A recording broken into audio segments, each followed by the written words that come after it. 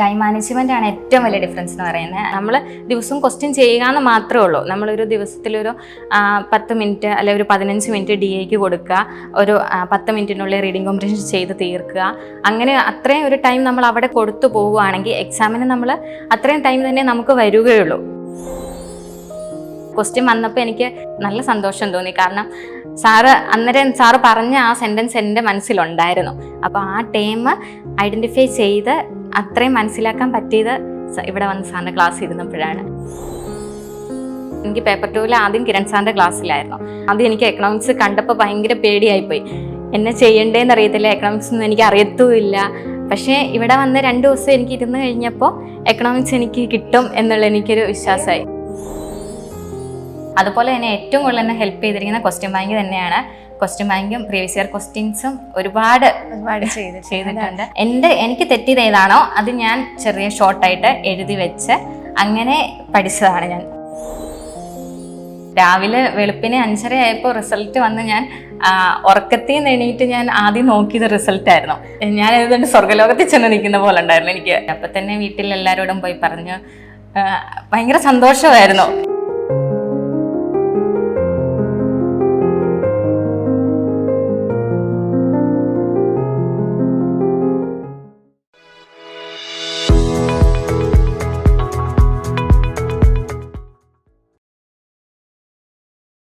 Hi all, welcome to another video.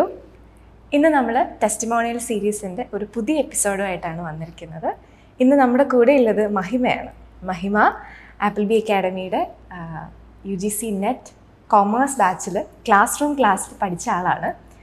ഇപ്പോൾ റീസെൻ്റായിട്ട് കഴിഞ്ഞ December 2023 exam മഹിമ ക്വാളിഫൈ ചെയ്തു.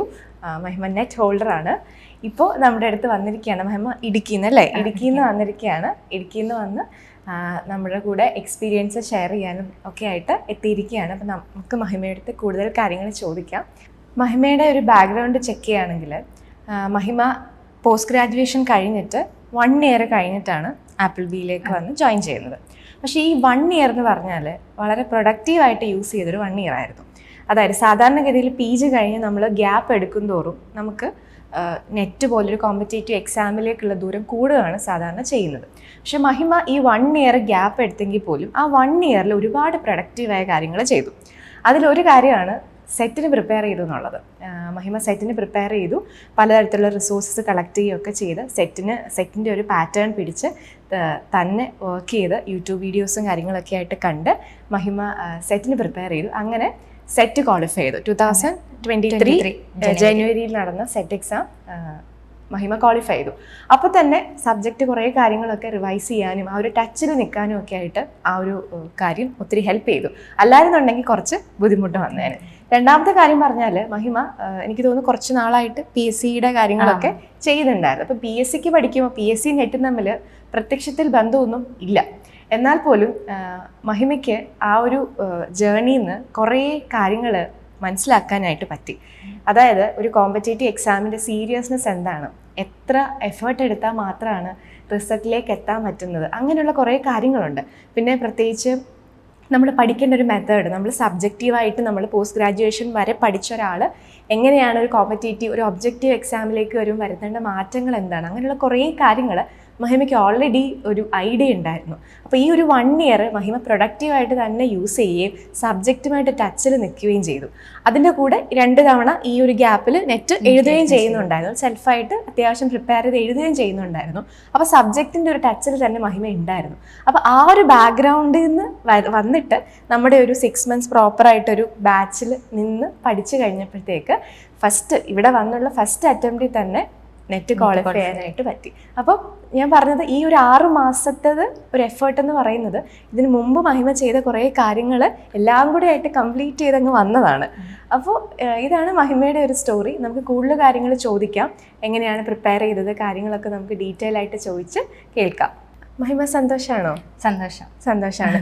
ഈ എക്സാം എഴുതിയപ്പോൾ പ്രതീക്ഷിച്ചായിരുന്നോ ഇത്തവണ ജയിക്കുമെന്ന്? റെസ്പോൺസ് ഷീറ്റ് വന്നപ്പോൾ എനിക്ക് ചെറിയൊരു പ്രതീക്ഷ ഉണ്ടായിരുന്നു കിട്ടുമെന്നുള്ളത്. അപ്പം പിന്നെ ഈ ഒരു ജേർണി ഉണ്ടായിരുന്നു 6 months നമ്മൾ പ്രോപ്പറായിട്ട് പഠിച്ചൊരു 6 മാസം. ആ 6 മാസം എങ്ങനെ ഉണ്ടായിരുന്നു ആ ഒരു ജേർണി? എത്ര ഡിഫിക്കൽട്ട് ആയിരിക്കും, ഉറപ്പായിട്ടും അത് ഡിഫിക്കൽട്ടാണ്. അതിനെങ്ങനെ ഓവർകം ചെയ്ത് പഠിച്ചു എന്നൊന്ന് ഷെയർ ചെയ്യാമോ? ഞാൻ ജൂലൈ 19 ഇവിടെ ആപ്പിൾ ബീയിൽ ജോയിൻ ചെയ്യുന്നത്. 6 മാസം കൊണ്ട് നെറ്റ് എന്ന് പറയുന്നത് ഭയങ്കര കഷ്ടപ്പാടാണ്. അതുപോലെ ഉറക്കമൊക്കെ ഞാനങ്ങ് ത്യജിച്ചിട്ടാണ് സത്യം പറഞ്ഞാൽ ഡിസംബറിലെ എക്സാമിന് വേണ്ടി പ്രിപ്പയർ ചെയ്തത്. ഞാൻ ലീവ് കിട്ടുമ്പോഴൊക്കെ ഇടയ്ക്ക് നമുക്ക് ഇവിടുത്തെ കാലാവസ്ഥയുടെ ആയിരിക്കും എനിക്ക് നല്ല ക്ഷീണം ഉണ്ടായിരുന്നു. അപ്പോൾ ഒരു ഉറക്കക്ഷീണം വരുമ്പോൾ ഉറക്കക്ഷീണം മാറാൻ വേണ്ടി മാത്രം പകലൊരു 10 മിനിറ്റ് 5 മിനിറ്റ് അത്രയും വെച്ച് ഞാൻ ഉറങ്ങിയിട്ടുണ്ട്. രാത്രി ഉറങ്ങിയിട്ടില്ല? രാത്രി 2-3 മണി. രാവിലെ എണീക്കുന്ന ശീലം എനിക്കില്ല. അപ്പോൾ എനിക്ക് രാത്രി ഇരുന്നേ ശീലമുള്ളൂ. അപ്പോൾ 2-3 മണി വരെയൊക്കെ ഇരുന്ന് പഠിച്ചിട്ടാണ് ഇവിടെ 6 മാസം കൊണ്ട് എനിക്ക് നെറ്റ് ക്വാളിഫൈ ആകാൻ പറ്റിയത്. അതുപോലെ കഷ്ടപ്പെട്ടു 6 മാസം. ജൂലൈ തൊട്ട് ഡിസംബർ വരെ സത്യം പറഞ്ഞാൽ ഒരു 5 മാസം സമയം കിട്ടിയിട്ടുണ്ടായിരുന്നുള്ളൂ. അപ്പോൾ ക്ലാസ് ആണെങ്കിലും ഞാൻ 2 പ്രാവശ്യം ഇതിന് മുന്നേ പ്രിപ്പയർ ചെയ്തപ്പോൾ എനിക്ക് സെൽഫ് പ്രിപ്പറേഷൻ ആയിരുന്നു. അപ്പോൾ 2 പ്രാവശ്യം ചെയ്തപ്പോൾ സിലബസ് എനിക്ക് പേപ്പർ 1 സിലബസ് എനിക്ക് നന്നായിട്ട് അറിയില്ലായിരുന്നു. ഞാൻ പേപ്പർ 2 മെയിനായിട്ട് ഫോക്കസ് ചെയ്തുകൊണ്ടിരുന്നത്. കാരണം പേപ്പർ 2 +2 ആണെങ്കിലും ഡിഗ്രി ആണെങ്കിലും PG ആണെങ്കിലും പഠിച്ച് വന്നതുകൊണ്ട് അവിടെ നിന്ന് എനിക്ക് സ്കോർ ചെയ്യാൻ പറ്റും എന്നുള്ളൊരു വിശ്വാസം കൂടുതലായിരുന്നു. നോട്ട്സ് ഒക്കെ ഉണ്ടല്ലോ, വിശ്വാസം കൂടുതലും ഉണ്ടായിരുന്നു. പിന്നെ പേപ്പർ 1 ഞാൻ അത്രയും കാര്യമായിട്ട് പഠിച്ചിട്ടില്ല. എനിക്ക് ലോജിക്കൽ റീസണിങ് ആണെങ്കിലും പീപ്പിൾ ഡെവലപ്മെൻറ്റ് എൻവയോൺമെൻറ്റ് ആണെങ്കിലും അതൊന്നും ഞാൻ ഇവിടെ വന്നിട്ടാണ് ഇത്രയും ഡെപ്ത് ആയിട്ടുള്ള സിലബസ് ആണെന്ന് വരെ ഞാൻ അറിഞ്ഞത്. അതിനു മുന്നേ പേപ്പർ 2 തന്നെയായിരുന്നു എൻ്റെ കോൺസെൻട്രേഷൻ. ഇവിടെ വന്നിട്ടാണ് സത്യം പറഞ്ഞാൽ പല കാര്യങ്ങളും റീഡിങ് കോംപ്രിഹെൻഷനൊക്കെ ആണെങ്കിലും നമുക്ക് 15 മാർക്കിൻ്റെ വരുന്നത് അത് നമുക്ക് എത്രത്തോളം ഇമ്പോർട്ടൻ്റ് ആണ് എന്നറിഞ്ഞത്. 15 എന്ന് പറയുമ്പോൾ പേപ്പർ 2 പേപ്പർ 1 കമ്പൈൻ ചെയ്ത് നമുക്ക് 15 സ്കോറിനുള്ളതുണ്ട് റീഡിങ് കോംപ്രിഹെൻഷൻ. 15 ക്വസ്റ്റ്യൻ എത്രത്തോളം ഇമ്പോർട്ടൻ്റ് ആണെന്ന് ഇവിടെ വന്നിട്ടാണ് ഞാൻ അറിഞ്ഞത്. DA ആണെങ്കിൽ പോലും അതിന് 2 എക്സാം ഞാൻ എഴുതിയപ്പോൾ പോലും അവിടെ ഞാൻ ഒത്തിരി പ്രിപ്പയർ ചെയ്തിട്ടില്ല, ഫോക്കസ് അവിടെ കൊടുത്തിട്ടില്ല. റീഡിങ് കോംപ്രിഹെൻഷൻ ഞാൻ എക്സാം ഹാളിൽ പോയിരുന്നിട്ടാണ് ക്വസ്റ്റ്യൻ കാണുന്നത്. പക്ഷേ ഇവിടെ വന്നപ്പോഴാണ് ദിവസവും റീഡിങ് കോംപ്രിഹെൻഷനും DAയും ചെയ്ത് എനിക്ക് സ്പീഡ് കിട്ടി. എനിക്ക് സത്യം പറഞ്ഞാൽ ഞങ്ങൾക്ക് ലാസ്റ്റ് കിരൺ സാറ് ഓരോ റീഡിങ് കോംപ്രിഹെൻഷനും DAയ്ക്കും ഇത്ര ടൈമിനുള്ളിൽ ചെയ്ത് തീർക്കണം എന്ന് പ്ലാൻ ഉണ്ടായിരുന്നു. അപ്പോൾ എനിക്ക് ആ ടൈമിനുള്ളിൽ ചെയ്ത് തീർക്കാൻ പറ്റിയത് ഇവിടെ വന്ന ദിവസവും ഞാൻ പ്രാക്ടീസ് ചെയ്തുകൊണ്ട് മാത്രമാണ്. ഈ പറഞ്ഞ ഏരിയാസ് ഒക്കെ എന്ന് പറഞ്ഞാൽ നമ്മളൊരു തുടക്കം തൊട്ടേ പ്രാക്ടീസ് ചെയ്ത് വന്നാലേ പറ്റുള്ളൂ. നമ്മൾ അതൊന്നും നമ്മുടെ സബ്ജക്റ്റുമായിട്ട് ഡയറക്റ്റ്ലി കണക്ഷൻ ഇല്ല എന്ന് പറഞ്ഞിട്ട് നമ്മൾ വിട്ട് കളഞ്ഞാൽ എക്സാം ഹാളിൽ ചെന്നിരിക്കുമ്പോൾ നമുക്കൊരു ടൈം മാനേജ്മെന്റ് കിട്ടില്ല. കാര്യം ഓൾറെഡി എക്സാം അത്യാവശ്യം ലെങ്തി ആണ്. ഇപ്പൊ ചോദിക്കുന്ന ഒരു രീതി സ്റ്റേറ്റ്മെന്റ് ക്വസ്റ്റ്യൻസും അസേർഷൻ റീസൺ ടൈപ്പ് ഒക്കെ എന്ന് പറയുമ്പോൾ ടൈം കൺസ്യൂമിങ് ആണ്. അപ്പോൾ നമ്മൾ പ്രാക്ടീസ് ചെയ്തെടുത്താൽ മാത്രമേ പെട്ടെന്ന് സ്കോർ ചെയ്യാനായിട്ട് പറ്റുള്ളൂ. അപ്പോൾ നമ്മുടെ ഒരു പേപ്പർ 1 പേപ്പർ 2 പറഞ്ഞല്ലോ ആദ്യം പ്രിപ്പയർ ചെയ്തുകൊണ്ടിരുന്നത്. അപ്പോൾ അത് കോമൺ ആയിട്ട് വരുന്നൊരു മിസ്റ്റേക്കാണ്. നമ്മൾ പേപ്പർ 2 ഫോക്കസ് കൂടുതൽ കൊടുക്കും. പേപ്പർ 1 സിലബസ് പോലും ചിലപ്പോൾ നമുക്ക് അത്ര അറിയുന്നുണ്ടാവില്ല. അപ്പോൾ ഇവിടെ വന്നിട്ട് നമ്മൾ ആദ്യം മുതൽ രണ്ടും ഒരേപോലെ അങ്ങ് ക്ലാസ് പോവായിരുന്നു. അപ്പോൾ എങ്ങനെയാ ഒരു ടൈം അലോട്ട്മെന്റ് ഒക്കെ ചെയ്തത്? ഇതിന് രണ്ടിനും ഒരുപാട് കാര്യങ്ങളുണ്ടല്ലോ. പേപ്പർ 1 പഠിക്കണം, പേപ്പർ 2 ഉണ്ട്, പിന്നെ ഇപ്പൊ പറഞ്ഞ പോലത്തെ പ്രാക്ടീസ് സെഷൻസ് ഉണ്ട്, നോട്ട്സ് ഉണ്ട്, അങ്ങനെ ഒരുപാട് കാര്യങ്ങളുണ്ട്. അപ്പൊ ഇതെല്ലാം കൂടെ എങ്ങനെയാ മാനേജ് ചെയ്തുകൊണ്ടിരുന്നത്? നോട്ട്സ് ആണെങ്കിലും ഒരുപാടുള്ളത് കൊണ്ട് പഠിച്ചു തീർക്കാൻ സമയമില്ലായിരുന്നു. അതുകൊണ്ട് എനിക്ക് ആകെ മാറ്റി വെക്കാൻ പറ്റുന്ന എൻ്റെ ഉറക്കം മാത്രമേ ഉള്ളൂ. എനിക്കിവിടെ ക്ലാസ് മാറ്റി വെക്കാൻ പറ്റില്ല. വേറൊരു കാര്യം എനിക്ക് മാറ്റി വെച്ചിട്ട് എനിക്ക് കളയാൻ പറ്റില്ല. ആകെ ഉറക്കം മാത്രമേ എനിക്ക് മാറ്റി വെക്കാൻ പറ്റുള്ളായിരുന്നു. അത് ഞാൻ 10 ദിവസവും കുറച്ചിട്ടാണ് ഞാനിവിടെ വന്നത്. അത്രയും അതുപോലെ പിന്നെ ജയശങ്കരേട്ടനാണ് ഞങ്ങൾക്ക് മാർക്കറ്റിംഗ് എടുത്തിരുന്നു. അപ്പോൾ ആ ടൈമിൽ ഞങ്ങളോട് പറഞ്ഞിരുന്നു ക്വസ്റ്റ്യൻ ചെയ്തിട്ട് തെറ്റിപ്പോകുന്ന ക്വസ്റ്റ്യൻസ് എഴുതി വെക്കണമെന്ന്. അത് ഞാൻ ഒരുപാട് നന്ദി പറയുന്നത് ജയശങ്കരേട്ടനോട്. ജയശങ്കരേട്ടൻ അങ്ങനെ ഒരു ടിപ്പ് പറഞ്ഞു തന്നതുകൊണ്ട് ഇവിടെ നടത്തിയിരുന്ന ഓരോ ടെസ്റ്റ് സീരീസിലും എനിക്ക് തെറ്റിപ്പോയ ആൻസർ, പിന്നെ അതുപോലെ തന്നെ ഞാൻ തന്നെ ഇവിടെ ടെസ്റ്റ് സീരീസ് നടത്തുമ്പോൾ അതിന് വേണ്ടിയിട്ട് ക്വസ്റ്റ്യൻ ബാങ്കിലെ എല്ലാ ക്വസ്റ്റ്യൻസും ചെയ്ത് നോക്കുമായിരുന്നു. ഒരു ആദ്യത്തെ 2 ടെസ്റ്റ് സീരീസ് കഴിഞ്ഞിട്ട് പിന്നെ വരുന്ന എല്ലാ ടെസ്റ്റ് സീരീസിലും അങ്ങനെ ക്വസ്റ്റ്യൻ ബാങ്കിലെ എല്ലാ ക്വസ്റ്റ്യൻ ചെയ്ത് നോക്കി എനിക്ക് തെറ്റിയത് ഏതാണോ അത് ഞാൻ ചെറിയ ഷോർട്ടായിട്ട് എഴുതി വെച്ച് അങ്ങനെ പഠിച്ചതാണ് ഞാൻ സത്യം പറഞ്ഞാൽ. നോട്ടും അതുപോലെ തന്നെ ഏറ്റവും കൂടുതൽ എന്നെ ഹെൽപ്പ് ചെയ്തിരിക്കുന്ന ക്വസ്റ്റ്യൻ ബാങ്ക് തന്നെയാണ്. ക്വസ്റ്റ്യൻ ബാങ്കും പ്രീവിയസ് ഇയർ ക്വസ്റ്റ്യൻസും ഒരുപാട് ചെയ്തിട്ടുണ്ട്. നമ്മൾ ഈ ഒബ്ജക്റ്റീവ് എക്സാം ചെയ്യുമ്പോൾ ഇമ്പോർട്ടൻ്റ് ആയിട്ടുള്ളൊരു കാര്യം അതാണ്. ഇപ്പം നമ്മൾ ക്വസ്റ്റ്യൻ ചെയ്താണ് ആ ഒരു ട്രാക്കിലേക്ക് വരുന്നത്. അപ്പോൾ ഇത് മടുപ്പ് ഇടയ്ക്ക് വന്നായിരുന്നോ? ഇത്രയും നാളിങ്ങനെ ഉറക്കം കുറഞ്ഞു എന്ന് പറഞ്ഞു, അതുപോലെ നമുക്ക് ടെൻഷനുണ്ട്, ഒത്തിരി എന്റർടൈൻമെന്റ്സിനൊന്നും സമയമില്ല, അപ്പോൾ ഒരു മടുപ്പ് വന്നായിരുന്നോ? മടുപ്പ് വന്നായിരുന്നു. പിന്നെ എൻ്റെ വാശിയുടെ പുറത്താണ്, എൻ്റെ തീരുമാനമായിരുന്നു എനിക്ക് നെറ്റ് വേണമെന്നുള്ളത്. അപ്പോൾ ജൂണിൽ എഴുതിയപ്പോഴാണെങ്കിലും അതിന് മുന്നേ ഡിസംബറിൽ എക്സാം എഴുതിയപ്പോഴാണെങ്കിലും കിട്ടാതെ വന്നപ്പോൾ ആ ഒരു വാശിയുടെ പുറത്ത് ഞാനിവിടെ വന്ന് ജോയിൻ ചെയ്തതാണ്. ഡിറ്റർമിനേഷൻ വളരെ ഇമ്പോർട്ടൻ്റ് ആണ്. കാര്യം നമുക്ക് ഇത്രയും വലിയൊരു എക്സാമിൽ, കാര്യം എഴുതുന്ന എല്ലാവരും ജയിക്കുന്ന ഒരു പരീക്ഷയല്ല. അപ്പോൾ ഇങ്ങനത്തെ ഒരു എക്സാമിൽ നമ്മൾ ജയിക്കണമെങ്കിൽ നമുക്ക് അത്രയും നല്ലൊരു ഡിറ്റർമിനേഷൻ വേണം. ഇനിയിപ്പോൾ പറഞ്ഞ പോലെ കൺസിസ്റ്റൻ്റ് ആയിട്ട് പഠിക്കുകയും വേണം. പക്ഷെ ഇത്രയും ഉറക്കമൊന്നും കുറച്ച് പഠിക്കേണ്ട, കുറച്ച് അത്യാവശ്യം ഉറങ്ങുകയും വേണം. അതും ബാലൻസ് ചെയ്ത് ചെയ്യണം. അപ്പോൾ ഇത്രയും ഒരു കഷ്ടപ്പാട് എടുത്തതിൻ്റെ റിസൾട്ടാണ് വന്നതെന്ന് പറഞ്ഞു. അപ്പോൾ ഇപ്പം എങ്ങനെയാ, ഒരു 6 months പഠിച്ചു കഴിഞ്ഞപ്പോഴത്തേക്ക് കുറച്ചും കൂടെ സബ്ജക്റ്റ് ഒക്കെ ഇഷ്ടപ്പെട്ടോ? കുറച്ചുകൂടി സബ്ജക്റ്റ് ഇഷ്ടപ്പെട്ടു. അതുപോലെ തന്നെ ഇനിയിപ്പോൾ ഒരു എക്സാം ആണെങ്കിൽ പോലും എനിക്ക് എഴുതാൻ പറ്റും എന്നുള്ളൊരു കോൺഫിഡൻസ് എനിക്കുന്നുണ്ട്. അപ്പോൾ അന്ന് ക്ലാസ്സിൽ പഠിച്ച കാര്യങ്ങളാണെങ്കിലും എല്ലാം ഇപ്പോഴും എനിക്ക് ഓർമ്മയിലുണ്ട്. അപ്പോൾ ഇനിയും മുന്നോട്ട് അങ്ങനെ തന്നെ പോകാൻ വേണ്ടിയിട്ട് തന്നെയാണ്. നമ്മൾ ആദ്യം മുതലേ ഇവിടെ ടെസ്റ്റ് സീരീസ് ഒക്കെ നടത്തുന്നുണ്ടായിരുന്നല്ലോ, മോഡൽ എക്സാമും കാര്യങ്ങളൊക്കെ നടത്തുന്നുണ്ടായിരുന്നു. അപ്പം നമ്മൾ അതിങ്ങനെ നിർബന്ധമായിട്ട് ചെയ്ത് പോകുന്നത് എന്തിനാന്ന് വെച്ചാൽ നമ്മൾ ഈ 6 months ഒരു എൻഡ് റിസൾട്ടാണ് ആ 3 മണിക്കൂർ. ആ 3 മണിക്കൂർ നമ്മൾ എങ്ങനെ മാനേജ് ചെയ്യുന്നുള്ളത് വളരെ ഇമ്പോർട്ടൻ്റാണ്. അത് നമ്മൾ പഠിച്ച കാര്യങ്ങൾ ഓർക്കുക എന്നുള്ളത് മാത്രമല്ല, ടൈം മാനേജ്മെന്റ് ഉണ്ട്, ആ സമയത്ത് വരുന്ന പ്രഷർ മാനേജ് ചെയ്യുക എന്നുള്ളൊരു കാര്യമുണ്ട്. അങ്ങനെ ഒത്തിരി കാര്യങ്ങൾ ചേർന്നിട്ടാണ് ആ 3 മണിക്കൂർ നമ്മൾ സക്സസ്ഫുള്ളി കംപ്ലീറ്റ് ചെയ്യുന്നത്.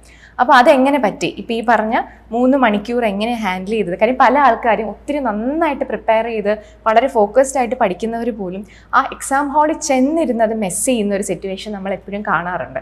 അപ്പോൾ അത് എങ്ങനെയുണ്ടായിരുന്നു ആ 3 hours? ഇതിനു മുമ്പ് 2 തവണ എഴുതി എന്ന് പറഞ്ഞില്ലേ, ആ 2 തവണയും ഈ 3rd അറ്റംപ്റ്റ് തമ്മിലുള്ള ഡിഫറൻസ് എന്താ എക്സാം ഹാളിൽ ചെന്നിരുന്നപ്പോൾ? ടൈം മാനേജ്മെൻ്റ് ആണ് ഏറ്റവും വലിയ ഡിഫറൻസ് എന്ന് പറയുന്നത്. ഞാൻ പറഞ്ഞ പോലെ തന്നെ DA റീഡിങ് കോംപ്രിഹെൻഷനും എനിക്ക് സാറ് പറഞ്ഞു തന്ന ആ ഒരു പ്ലാനിനുള്ളിൽ, ആ ഒരു ടൈമിനുള്ളിൽ എനിക്ക് ചെയ്ത് തീർക്കാൻ പറ്റി. അത് തന്നെയാണ് എനിക്ക് ബാക്കി ഇപ്പോൾ ക്വസ്റ്റ്യൻസ് ഒക്കെ ആണെങ്കിൽ സ്റ്റേറ്റ്മെൻറ്റ് രീതിയിലുള്ളതാണ്. അപ്പോൾ വായിച്ച് നമുക്ക് മനസ്സിലാക്കി എടുക്കാനുള്ളൊരു ബുദ്ധിമുട്ടുണ്ട് അവിടെ. പിന്നെ കുറേ ക്വസ്റ്റ്യൻസ് ഇങ്ങനെ സ്റ്റെപ്പ് വൈസ് നമുക്ക് അറേഞ്ച് ചെയ്യേണ്ടതുണ്ട്. അപ്പോൾ അതൊക്കെ ആലോചിച്ച് എഴുതണമെങ്കിൽ കുറച്ച് നമുക്ക് ടൈം അവിടെ വേണം. അപ്പോൾ അതെനിക്ക് ഈ പേപ്പർ 1 ഞാൻ ഇവിടെ വന്നിട്ടാണ് പേപ്പർ 1 ഞാൻ കൂടുതലും പഠിച്ചതും പേപ്പർ 1 ഞാൻ കൂടുതൽ കോൺസെൻട്രേറ്റ് ചെയ്തതും. അപ്പോൾ പേപ്പർ 1 എനിക്ക് എളുപ്പമായതുകൊണ്ട് പേപ്പർ 2 എനിക്ക് ആ ഒരു ടൈം കൊടുക്കാൻ പറ്റി. പേപ്പർ 1 എനിക്ക് 1 hour ചെയ്ത് തീർക്കാൻ പറ്റി. അതുകൊണ്ടാണ് പേപ്പർ 2 എനിക്ക് കുറച്ചുകൂടെ സമയം ചെയ്യാൻ പറ്റി. അപ്പൊ ആദ്യം തുടങ്ങിയത് പേപ്പർ 1 ആയിരുന്നു. ആദ്യം തുടങ്ങിയത് പേപ്പർ 1. ആ കോൾ എങ്ങനെ എടുത്തേ? ആദ്യം പേപ്പർ 1 തുടങ്ങാന്നുള്ളൊരു പേപ്പർ 1 തുടങ്ങാന്ന് പറഞ്ഞാൽ ആദ്യം 5 DA ക്വസ്റ്റ്യൻ അത് കഴിഞ്ഞിട്ടുള്ള സാറ് പറഞ്ഞു തന്നിരുന്നു. നമുക്ക് ആദ്യം തന്നെ DAയും റീഡിങ് കോംപ്രിഹെൻഷനും ചെയ്യാൻ പാടില്ല, അത് കഴിഞ്ഞുള്ള ക്വസ്റ്റ്യന് ചെയ്യാൻ പാടുള്ളൂ. അങ്ങനെ അടുത്ത ക്വസ്റ്റ്യൻ 6ാമത്തെ ക്വസ്റ്റ്യൻ മുതൽ ചെയ്തു വന്ന അത് കഴിഞ്ഞിട്ട് 1 hour എനിക്ക് റീഡിങ് കോംപ്രിഹെൻഷനും DAയും പേപ്പർ 1 ചെയ്യാൻ പറ്റി. അങ്ങനെ എനിക്ക് സന്തോഷമുണ്ട്. കാര്യം നമ്മൾ കുറേ ഇൻസ്ട്രക്ഷൻസ് ഒക്കെ ഇവിടെ തരുന്നത് ഇവിടുത്തെ ടീച്ചേഴ്സ്, ഇപ്പോൾ കിരൺ സാർ ഉൾപ്പെടെ ബാക്കി നമ്മുടെ എല്ലാ ടീം മെമ്പേഴ്സും നമ്മൾ ഒത്തിരി നാളത്തെ ഒരു എക്സ്പീരിയൻസിൻ്റെ പുറത്താണ് നമ്മളിങ്ങനെ ഒരു ഇൻസ്ട്രക്ഷൻ ചെറുതാണെങ്കിൽ പോലും തരുന്നത്. അപ്പോൾ അത് നമ്മളിങ്ങനെ റിപ്പീറ്റ് ചെയ്ത് പറയും. രജിസ്റ്റർ ആക്കാൻ വേണ്ടിയിട്ട് ഇങ്ങനെ ചെയ്യാൻ പാടുള്ളൂ, ഇങ്ങനെ ചെയ്യാൻ പാടില്ല, രണ്ടും പറയും. എങ്ങനെ ചെയ്യണം എന്നും പറയും, ചെയ്യാൻ പാടില്ല എന്നും പറയും. അപ്പോൾ അത് ഇപ്പം എന്നോട് തിരിച്ച് പറയുമ്പോൾ എനിക്ക് ഒത്തിരി സന്തോഷമുണ്ട്. കാര്യം അത് ഫോളോ ചെയ്യുന്നു കേൾക്കുന്ന ഒത്തിരി സന്തോഷമുണ്ട്. പിന്നെ നമ്മൾ കേട്ടോണ്ടിരിക്കുന്ന ആൾക്കാരോടാണ് പറയുന്നത്, ചെറിയ കാര്യങ്ങളാണെങ്കിൽ പോലും ആ ഇൻസ്ട്രക്ഷൻസിന് ഒരുപാട് വിലയുണ്ട്. കാര്യം നമ്മൾ എക്സാം ഹാളിൽ ചെന്നിരുന്ന് നമ്മൾ അവിടെ എടുക്കുന്ന ഒരു ചെറിയ ഡിസിഷൻ്റെ മിസ്റ്റേക്ക് കൊണ്ടായിരിക്കും നമ്മുടെ ടൈം മാനേജ്മെൻ്റ് ആണെങ്കിലും നമുക്ക് ഉണ്ടാകുന്ന ഒരു ബിൽഡ് ചെയ്യുന്ന പ്രഷർ ആണെങ്കിലും ഒക്കെ സംഭവിക്കാൻ പോകുന്നത് ആ ഒരു ചെറിയൊരു മിസ്റ്റേക്ക് കൊണ്ടായിരിക്കും. അപ്പം ഉറപ്പായിട്ടും ഈ ഒരു ജേർണി തുടങ്ങുമ്പോൾ തൊട്ട് എല്ലാ കാര്യങ്ങളും കറക്റ്റ് ഫോളോ ചെയ്യുക. എക്സാം ഒക്കെ എനിക്ക് തോന്നുന്നു നമ്മൾ ആദ്യം തൊട്ട് ഇങ്ങനെ എക്സാം ഇട്ടിട്ട് അതിൻ്റെ ഒരു ടെൻഷൻ അങ്ങ് പോയില്ലേ, എക്സാം എഴുതി ആ ഒരു അറപ്പങ്ങ് മാറി. ഇനിയിപ്പോൾ 3 മണിക്കൂർ എന്ത് വന്നാലും കുഴപ്പമില്ല എന്നുള്ളൊരു മാനസികാവസ്ഥയിലേക്ക് വന്നില്ലേ. അപ്പം ഒത്തിരി സന്തോഷമുണ്ട്. നമ്മൾ ഇത് കേട്ടതിൽ എനിക്ക് ഒരുപാട് സന്തോഷമുണ്ട്. പിന്നെ എന്താ പറയാനുള്ളത് ഇപ്പം ഈ പഠിച്ചുകൊണ്ടിരിക്കുന്ന ആൾക്കാരോടൊക്കെ എന്താ പറയാനുള്ളത്? കാര്യം ഇപ്പോൾ വന്നത് 2 തവണ എഴുതിയിട്ടുണ്ട്. 2 തവണ സെൽഫ് പ്രിപ്പറേഷൻ ചെയ്തു.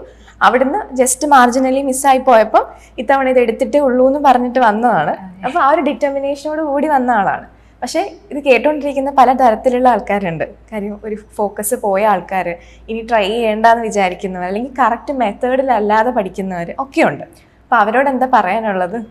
പഠിക്കുക, നമുക്ക് ഉറക്കവും ബാക്കി കാര്യങ്ങളും എല്ലാം പിന്നീട് ചെയ്യാം, നമുക്കിനിയും സമയമുണ്ട്. പക്ഷേ ഈ വരുന്ന ജൂണിലെ എക്സാം, ഈ ഒരു 6 മാസ സമയം നമ്മൾ എത്രത്തോളം നമ്മൾ യൂട്ടിലൈസ് ചെയ്യുന്നോ അത്രത്തോളം നമ്മൾ വിജയിക്കും.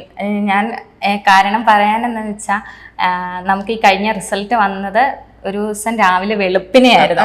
ഒരു 2:30-3 മണിയൊക്കെ. ഞാൻ അന്ന് രാവിലെ 5:30 ആയപ്പോൾ രാത്രി എല്ലാം ഞാൻ നോക്കിയിരുന്നു, പക്ഷെ വന്നില്ല.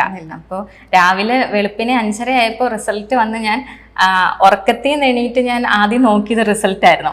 അപ്പോൾ എനിക്ക് എൻ്റെ ചുറ്റും മൊത്തം ഞാൻ ഏതുകൊണ്ട് സ്വർഗ്ഗലോകത്തിൽ ചെന്ന് നിൽക്കുന്ന പോലെ ഉണ്ടായിരുന്നു. എനിക്ക് ഒന്നും അറിയത്തുമില്ല, എന്നാ പറയണ്ടേന്ന് അറിയത്തില്ല, എന്നാ ചെയ്യണ്ടേന്ന് അറിയത്തില്ല. ഉറക്കത്തിൽ നിന്ന് എണീറ്റ് ഞാൻ ഫോൺ നോക്കി റിസൾട്ട് നോക്കുമായിരുന്നു ചെയ്തത്. അപ്പം തന്നെ വീട്ടിൽ എല്ലാവരോടും പോയി പറഞ്ഞു. ഭയങ്കര സന്തോഷമായിരുന്നു, എല്ലാവർക്കും ഭയങ്കര സന്തോഷമായിരുന്നു. ഇത്രയും എഫേർട്ട് എടുത്തിട്ട് ഇത്രയും കഷ്ടപ്പെട്ട് പഠിച്ചിട്ട് ഒരു റിസൾട്ട് കാണുമ്പോൾ നമുക്ക് ഉറപ്പായിട്ട് ഒരു സന്തോഷം. അപ്പൊ മനസ്സിലായല്ലോ, നമുക്ക് ഒട്ടും ഈസി ആയിട്ട് കിട്ടുന്ന എക്സാമേ അല്ല. ഒരു കാര്യം കൂടെ എനിക്ക് ചോദിക്കാനുണ്ടായിരുന്നു. അപ്പം ഇപ്പൊ ഈ പറഞ്ഞ നമ്മൾ ക്ലാസ് അറ്റൻഡ് ചെയ്ത് തുടങ്ങി നമ്മളൊരു കോച്ചിങ് പ്രോസസ്സിൽ കൂടെ വന്നല്ലോ. ആ ഒരു സമയത്ത് പണ്ടുണ്ടായിരുന്ന മിസ്റ്റേക്സ് എന്താണ് മാറിപ്പോയത്, അല്ലെങ്കിൽ ഇങ്ങനെ ആയിരിക്കും എന്ന് വിചാരിച്ചിരുന്ന കുറെ കാര്യങ്ങളെങ്കിലും ഒക്കെ അങ്ങനെ അല്ല എന്ന് മനസ്സിലായിട്ടുണ്ടാവുമല്ലോ. അങ്ങനെ എന്താ ഒന്ന് പറയാനായിട്ടുള്ളത്? അത് നമുക്ക് ഈ എക്സാമിനാണെങ്കിൽ സ്കോർ ചെയ്യാൻ പറ്റുന്ന കുറേ ഏരിയാസ് ഉണ്ട്. അതെനിക്ക് ഇവിടെ വന്നപ്പോഴാണ് സത്യം പറഞ്ഞാൽ മനസ്സിലായത്. അങ്ങനെ അതാണ് DAയും റീഡിങ് കോംപ്രിഹെൻഷനും ടീച്ചിങ്ങും റിസർച്ചും ഒക്കെ ആണെങ്കിലും നമുക്ക് പെട്ടെന്ന് സ്കോർ ചെയ്യാൻ പറ്റുന്ന, ക്വസ്റ്റ്യൻ ചെയ്ത് നമ്മൾ ദിവസവും ക്വസ്റ്റ്യൻ ചെയ്യുക എന്ന് മാത്രമേ ഉള്ളൂ. നമ്മളൊരു ദിവസത്തിലൊരു 10 മിനിറ്റ് അല്ലെങ്കിൽ ഒരു 15 മിനിറ്റ് DAയ്ക്ക് കൊടുക്കുക, ഒരു 10 മിനിറ്റിനുള്ളിൽ റീഡിങ് കോംപ്രിഹെൻഷൻ ചെയ്ത് തീർക്കുക. അങ്ങനെ അത്രയും ഒരു ടൈം നമ്മൾ അവിടെ കൊടുത്ത് നമ്മൾ ദിവസവും കൊടുത്തു പോവുകയാണെങ്കിൽ എക്സാമിന് നമ്മൾ അത്രയും ടൈം തന്നെ നമുക്ക് വരികയുള്ളൂ, ചെയ്ത് നമ്മൾ ശീലമാകുന്നതുകൊണ്ട്. അപ്പോൾ ഇത്രയും കോർ ഏരിയാസൊക്കെ നമുക്ക് നന്നായിട്ട് സ്കോർ ചെയ്യാൻ പറ്റുന്ന ഏരിയാസ് ഇവിടെ ഉണ്ട് എന്ന് ഞാൻ മനസ്സിലാക്കിയത് ഇവിടെ വന്നപ്പോഴാണ്. അതിനു മുന്നേ എനിക്ക് അറിയില്ലായിരുന്നു ഇതൊക്കെ നമുക്ക് സ്കോർ ചെയ്യാൻ നമ്മൾ ദിവസവും ശ്രമിച്ചു കഴിഞ്ഞാൽ നമുക്ക് പറ്റുമെന്ന് എനിക്ക് അറിയില്ലായിരുന്നു. പിന്നെ ഇവിടെ വന്നപ്പോഴാണെങ്കിലും കിരൺ സാർ എക്കണോമിക്സ് എടുത്തു. കിരൺ സാർ ഞാൻ +2 വരെ എക്കണോമിക്സ് പഠിച്ചിട്ടുള്ളൂ. അപ്പോൾ ഇവിടെ വന്നപ്പോൾ എനിക്ക് ആദ്യം കിരൺ സാറിൻ്റെ ക്ലാസ്, എനിക്ക് പേപ്പർ 2 ആദ്യം കിരൺ സാറിൻ്റെ ക്ലാസ്സിലായിരുന്നു. അപ്പം കിരൺ സാറിൻ്റെ ക്ലാസ്സിൽ ആദ്യം എനിക്ക് എക്കണോമിക്സ് കണ്ടപ്പോൾ ഭയങ്കര പേടിയായിപ്പോയി. എന്നെ ചെയ്യണ്ടേന്ന് അറിയത്തില്ല, എക്കണോമിക്സ് ഒന്നും എനിക്ക് അറിയത്തുമില്ല. പക്ഷേ ഇവിടെ വന്ന് 2 ദിവസം എനിക്ക് ഇരുന്ന് കഴിഞ്ഞപ്പോൾ എക്കണോമിക്സ് എനിക്ക് കിട്ടും എന്നുള്ള എനിക്കൊരു വിശ്വാസമായി. ഒരുപാട് ക്വസ്റ്റ്യൻ ചോദിക്കുന്ന ഒരു ഏരിയ ആണ്. പലരും ഇപ്പൊ പറഞ്ഞ പോലെ ഒരു പേടിയാണ്. കൊമേഴ്സിന്റെ ബിസിനസ് എക്കണോമിക്സ് എന്ന് പറയുമ്പോഴത്തേക്ക് വേണ്ട, ബാക്കിയുള്ളത് വെച്ച് സ്കോർ ചെയ്യാന്ന് വിചാരിച്ച് വിട്ടുകളയും. പക്ഷെ ഒരുപാട് ക്വസ്റ്റ്യൻസ് എപ്പോഴും ചോദിക്കുന്നതാണ്. അത് പഠിച്ചെടുക്കാൻ പറ്റി കഴിഞ്ഞാൽ ഒത്തിരി ബെനിഫിഷ്യലുമാണ്. അതെ, അതുപോലെ തന്നെ സ്റ്റാറ്റിസ്റ്റിക്സ് എനിക്ക് ഇഷ്ടമുള്ളൊരു സബ്ജക്റ്റാണ് സ്റ്റാറ്റിസ്റ്റിക്സ് എന്ന് പറയുന്നത്. അപ്പോൾ ഇവിടെ വന്നപ്പം ഞങ്ങളോട് പറഞ്ഞിരുന്നു, കഴിഞ്ഞ പ്രാവശ്യത്തെ എടുത്തിട്ട് റെസ്പോൺസ് ഷീറ്റ് എടുത്തിട്ട് DAയ്ക്ക് ഇത്ര കിട്ടി, റീഡിങ് കോംപ്രിഹെൻഷൻ അനാലിസിസ് ചെയ്യാൻ പറഞ്ഞ്. അപ്പോൾ അന്ന് ഞാൻ ചെയ്ത് വെച്ചിരുന്നപ്പോഴാണ് എനിക്ക് മനസ്സിലായത് ഞാൻ എളുപ്പമാണെന്ന് വിചാരിച്ച സ്റ്റാറ്റിസ്റ്റിക്സിൽ പോലും എനിക്ക് മാർക്ക് തീരെ കുറവാണ്. അപ്പോൾ ഞാൻ ഇവിടെ വന്നപ്പോഴാണ് ഇങ്ങനെ ഓരോ സബ്ജക്റ്റും ഇങ്ങനെ കാറ്റഗറൈസ് ചെയ്ത് ഓരോ സബ്ജക്റ്റിനും ഇത്ര മാർക്ക് എനിക്കുണ്ടെന്ന് മനസ്സിലാക്കാൻ പറ്റിയത് ഇവിടെ വന്നിട്ടാണ്. ഇവിടെ വന്നപ്പോഴാണ് ഞാൻ സത്യം പറഞ്ഞ റെസ്പോൺസ് ഷീറ്റ് ഒന്ന് ശരിക്കും അനലൈസ് ചെയ്ത് റെസ്പോൺസ് ഷീറ്റ് പഠിച്ചത് ഞാൻ ഇവിടെ വന്നിട്ടാണ്. മിസ്റ്റേക്ക് ഐഡന്റിഫൈ ചെയ്താലും നമുക്കത് കറക്റ്റ് ചെയ്യാനായിട്ട് പറ്റുള്ളൂ. അപ്പോൾ അത് കഴിഞ്ഞിട്ട് ഇവിടെ നടത്തിയ മോഡൽ എക്സാമിനാണെങ്കിൽ പോലും ഞാൻ അതുപോലെ കാറ്റഗറൈസ് ചെയ്ത്, അപ്പോൾ എനിക്ക് കഴിഞ്ഞ പ്രാവശ്യത്തെയും വെച്ച് നോക്കുമ്പോൾ ഇവിടെ വന്ന മോഡൽ എക്സാം എഴുതിയപ്പോൾ എനിക്ക് കൂടുതൽ മാർക്കുണ്ടായിരുന്നു. അപ്പോൾ അവിടെ എനിക്ക് മനസ്സിലായി എനിക്ക് ഈ ഏരിയ പഠിച്ചാൽ എനിക്ക് കിട്ടും. അതുപോലെ തന്നെ സാറ് ഇങ്ങനെ ഓരോ കാര്യങ്ങൾ എപ്പോഴും പറഞ്ഞ് സാറ് തന്നെ തലയിൽ വെച്ച് തരുവാണ്. അപ്പോൾ ശരിക്കും അതുപോലെ തന്നെ ക്വസ്റ്റ്യൻ വന്നപ്പോൾ എനിക്ക് എക്കണോമിക്സിൻ്റെ ക്വസ്റ്റ്യനൊക്കെ കണ്ടപ്പോൾ എനിക്ക് നല്ല സന്തോഷം തോന്നി. കാരണം സാറ് പറഞ്ഞ ആ സെൻറ്റൻസ് എൻ്റെ മനസ്സിലുണ്ടായിരുന്നു. അപ്പോൾ എനിക്ക് ശരിക്കും അതുപോലെ ചെയ്യാൻ പറ്റി. അപ്പോൾ ആ ക്വസ്റ്റ്യൻ ഉണ്ടായിരുന്നു. അപ്പോൾ ഓരോ ടേമുണ്ട്, ഓരോ കോർ ടേമുണ്ട്. അപ്പോൾ ആ ടേം ഐഡൻറ്റിഫൈ ചെയ്ത് അത്രയും മനസ്സിലാക്കാൻ പറ്റിയത് ഇവിടെ വന്ന് സാറിൻ്റെ ക്ലാസ് ഇരുന്നപ്പോഴാണ്. അതുപോലെ തന്നെ ജയശങ്കരേട്ടനും സ്വാതി മിസ്സും ഞാൻ ഇവിടെ ഇരുത്തി പഠിപ്പിച്ച് വിട്ട ഞങ്ങൾ രണ്ടുപേരാണ്. ഒരുപാട് നന്ദിയുണ്ട് രണ്ടുപേർക്കും. സന്തോഷം. അപ്പൊ ഇതാണ് മഹിമയുടെ വിശേഷങ്ങൾ. ഇതൊക്കെയാണ്. മഹിമ ഒത്തിരി കഷ്ടപ്പെട്ട് തന്നെയാണ് ഈ ഒരു നെറ്റിലേക്ക് എത്തിയത്. അപ്പോൾ നിങ്ങൾക്കും പറ്റും. നമ്മൾ ഇതുപോലെ എഫേർട്ട് എടുത്ത് എങ്ങനെ പഠിക്കണം എന്നുള്ളത് മാറ്ററാണ് കേട്ടോ. കറക്റ്റ് മെത്തേഡിൽ പഠിക്കണം. എങ്ങനെയെങ്കിലും പഠിച്ചിട്ട് കാര്യമില്ല. നെറ്റ് എക്സാം എന്താണെന്ന് ആദ്യം മനസ്സിലാക്കണം. ആ നെറ്റ് എക്സാമിന് നമ്മളുടെ അവസ്ഥ എന്താണ്, നമ്മൾക്ക് ഏത് ഏരിയ ആണ് സ്ട്രോങ് ആയിട്ടുള്ളത്, നമുക്ക് ഏത് ഏരിയ ആണ് ഇനിയും ബെറ്റർ ആക്കാൻ പറ്റും, നമ്മുടെ വീക്കസ്റ്റ് ഏരിയ ഏതാണെന്നൊക്കെ നമ്മൾ ഐഡന്റിഫൈ ചെയ്യണം. ഇത് രണ്ടും കൂടെ വെച്ചിട്ട് കറക്റ്റ് ഒരു സ്ട്രാറ്റജി ബിൽഡ് ചെയ്ത് പഠിക്കുകയാണെന്നുണ്ടെങ്കിൽ നെറ്റൊക്കെ ഒരു ഡിഫിക്കൽട്ട് ആയിട്ടുള്ള കാര്യമല്ല, ഒട്ടുമല്ല. പക്ഷെ എങ്ങനെ പഠിക്കുന്നു എന്നുള്ളതും എന്ത് പഠിക്കുന്നു എന്നുള്ളതും ഒക്കെ വളരെ വളരെ ഇമ്പോർട്ടൻറ്റുമാണ്. അപ്പോൾ മഹിമ ഇനിയും നമ്മുടെ അടുത്ത് വരും. മഹിമ JRF ക്വാളിഫൈ ചെയ്തിട്ട് നമ്മളോട് ഇനിയും ഇതുപോലെ തന്നെ സന്തോഷം പറയാനായിട്ട് വരും. ഒത്തിരി സന്തോഷമുണ്ട് മഹിമ ജോയിൻ ചെയ്തതിലൊക്കെ. അപ്പോൾ thank you so much. Thank you. All the best. Thank you.